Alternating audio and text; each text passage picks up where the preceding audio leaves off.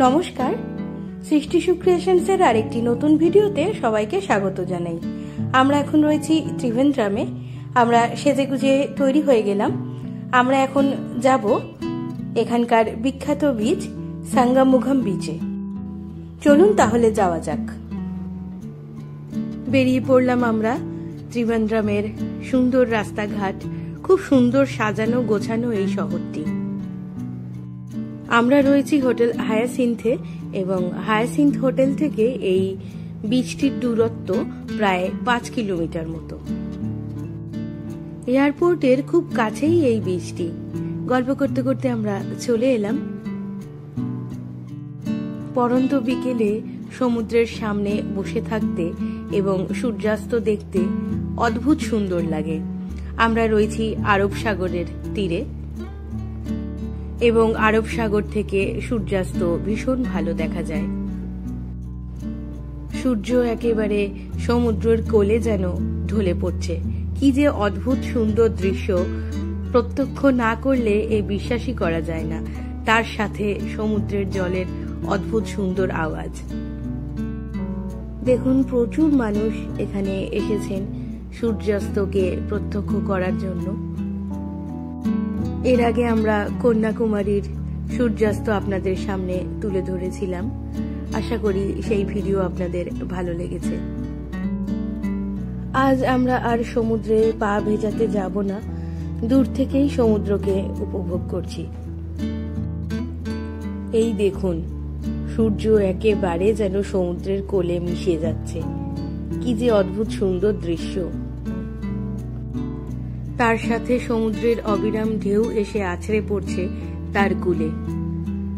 সব মিলিয়ে একটা অনবদ্য পরিবেশ তৈরি হয়েছে। আমি বহু জায়গায় গেছি, বহু সমুদ্র দেখেছি, আপনাদের সামনেও তা তুলে ধরেছি। যখনই সমুদ্রের ধারে এসে বসি, নিজেকে কতটা ছোট মনে হয়। এই বিশালাকায় সমুদ্র, কত তার জল, বারবার ঢেউ এসে আছড়ে পড়ছে অবিরাম ভাবে। তার নাই কোনো অহংকার, নাই কোনো রাগ, কিচ্ছু নেই। আর আমাদের এই স্বল্প জ্ঞানে আমাদের কত অহংকার। এই গোধূলি লগনে সমুদ্রটাকে দেখতে অদ্ভুত সুন্দর লাগছে। ওই যে দূরে মাঝ সমুদ্রে কতগুলো আলো দেখা যাচ্ছে, ওগুলি ফিশিং বোট। তারা মাছ ধরতে গিয়েছেন। গোধূলি লগনের লাল আভাযুক্ত এই আকাশের প্রতিবিম্ব যে জলের মধ্যে পড়ে কি অদ্ভুত মায়াবী দৃশ্য সৃষ্টি করছে, তা আর বলার অপেক্ষা রাখে না। অনেকক্ষণ বসে থাকলাম আমরা, এবারে ফিরে এলাম। আজ ভোর রাতে আমরা যাব এখানকার বিখ্যাত মন্দির পদ্মনাভ স্বামী মন্দিরের দর্শন করতে। আপনারাও আমার সঙ্গে থাকবেন। ঘড়িতে এখন বাজে ভোর 3:10। আমরা স্নান করে তৈরি হয়ে গিয়েছি। আমি যেটা পরেছি এটা কিন্তু শাড়ি নয়, এটা কেরালার একটি বিখ্যাত ড্রেস। এটার নাম সিটামুন্ডো। এটা অনেকটা আসামের মেখলার মতো। আমার ভীষণ ভালো লেগেছিল। গতকাল আমি এটা এখান থেকে কিনেছিলাম। এবারে আমরা বেরিয়ে পড়লাম। আমাদের হোটেল থেকে মন্দির প্রায় 1.5 কিলোমিটার। চলে এসেছি মন্দিরের সামনে। ওই যে দূরে চূড়াটা দেখা যাচ্ছে। এই হোটেলেরই একজন স্টাফ আমাদের পরামর্শ দিলেন ভোর রাতে দর্শন করতে যেতে, কেননা এই সময় ভিড়টা অনেকটাই কম থাকে। ঘড়িতে বাজে এখন 3:10। আমরা ভেতরে প্রবেশ করলাম। পদ্মনাভ স্বামী মন্দির, এটি পৃথিবীর সব থেকে ধনী মন্দির। মন্দিরের ভেতরে প্রবেশ করার জন্য ড্রেস কোড রয়েছে। ছেলেদের পরতে হবে ধুতি এবং মেয়েদের শাড়ি অথবা স্কার্ট। এখানে প্রচুর ক্লক রুম রয়েছে।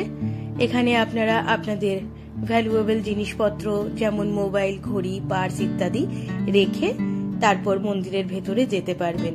মন্দিরের ভেতরে কিন্তু কোনো কিছু অ্যালাউ করে না। চামড়ার জিনিস যেমন বেল্ট, ঘড়ি ইত্যাদি এগুলোও কিন্তু ভেতরে পড়ে যাওয়া যায় না। সমস্তটাই এখানে জমা রেখে তারপরে ভেতরে যেতে হবে। আমরাও আমাদের সব জিনিসপত্র জমা রেখে এবারে দর্শনে যাই। ঘড়িতে এখন বাজে ভোর 4টে। আমরা দর্শন করে বাইরে বেরোলাম। ভেতরটা অদ্ভুত সুন্দর এবং দর্শন করে আমাদের মন একেবারে ভরে গেল। আপনারা ত্রিভেন্দ্রমে এলে এই পদ্মনাভ স্বামী টেম্পলটা অবশ্যই দর্শন করবেন এবং চেষ্টা করবেন ভোরবেলা দর্শন করার। ভোরবেলা কিন্তু ভিড়টা কম থাকে এবং স্পেশাল কোনো লাইনে দাঁড়িয়ে বেশি পয়সাও দিতে হবে না। একটি এখানে স্পেশাল লাইন হয় যেটা 500 টাকা পার হেড দিতে হয় এবং এই ভোরবেলা কিন্তু সেসব লাইন হয় না। আপনারা সাধারণভাবেই লাইনে দাঁড়িয়ে খুব সুন্দরভাবে দর্শন করতে পারবেন। আমরা এখানে খুব ভালোভাবে দর্শন করে এখন বাইরে বেরোলাম। এই মন্দির দর্শনের টাইম টেবিল আমার স্ক্রিনে দেওয়া রইল, আপনারা এখান থেকে দেখে নেবেন। মন্দিরের ভেতরে বেশ কিছু দোকানপাট রয়েছে এবং খুব সুন্দর সুন্দর জিনিস এই দোকানগুলোতে রয়েছে। আমার হাতে যে ফ্রিজ ম্যাগনেটটি দেখতে পাচ্ছেন, এটি পদ্মনাভ স্বামী ভগবানের মূর্তি। ঠিক এইভাবেই ভগবান শায়িত রয়েছেন আর আমরা এটাই দর্শন করে এলাম। এছাড়াও এখানে রয়েছে বিভিন্ন ধরনের শোপিস, তবে দাম কিন্তু বেশ চড়া। এই যে দেখুন, এখানেও বহু মূর্তি রয়েছে পদ্মনাভ স্বামী ভগবানের। পদ্মনাভ স্বামীর এই মূর্তিটির দাম চাইলেন 1000 টাকা। এখানে জিনিসপত্র ভীষণ সুন্দর থাকলেও অত্যাধিক দামটা চড়া লেগেছে, তাই আমরা আর তেমন কিছু কিনলাম না। দেখুন, ধীরে ধীরে কিন্তু ভিড় অনেকটাই বেড়েছে। ঘড়িতে এখন বাজে ভোর 4:30। প্রচুর দর্শনার্থী ইতিমধ্যেই দর্শনের জন্য এসেছেন। আমাদের মতো আবার অনেকে দর্শন করে ফিরেও যাচ্ছেন। পদ্মনাভ স্বামী মন্দিরটি কিন্তু বিশ্বের সব থেকে ধনী মন্দির এবং কথিত আছে এখানে প্রচুর ধন সম্পত্তি লুকানো রয়েছে। এটাও কথিত আছে যে এখানে একটি ঘর আছে যার ভেতরে প্রচুর ধন সম্পদ লুকানো রয়েছে এবং সেই ঘরটিকে নাগ মন্ত্র দ্বারা বন্ধ করা রয়েছে। আমরা এবারে ফেরার পথ ধরলাম। এখান থেকে আমরা এবারে চলে এলাম পাঝাভানগাড়ি শ্রী মহাগণপতি টেম্পল দর্শন করতে।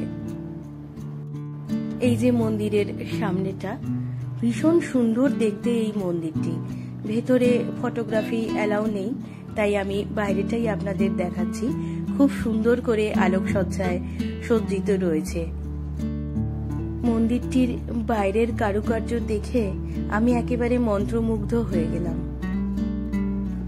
এই হলো মন্দিরের প্রবেশদ্বার। এটি একটি গণেশ মন্দির এবং ত্রিভেন্দ্রমের বিখ্যাত মন্দিরগুলির মধ্যে এই মন্দিরটি অন্যতম। ভেতরটাও কিন্তু ভীষণ সুন্দর করে সাজানো। সব থেকে ভালো লাগছে আমার এই বাইরে মূর্তিগুলো, কি সুন্দর করে তৈরি করা হয়েছে। এই মন্দিরটি দর্শন করেও কিন্তু আমাদের মন একেবারে জুড়িয়ে গেল। ভোরবেলা ভিড়টা একটু কম ছিল, তাই খুব ভালোভাবে দর্শন হলো। এখনকার মতো আমার এই ভিডিওটি আমি এখানেই শেষ করছি।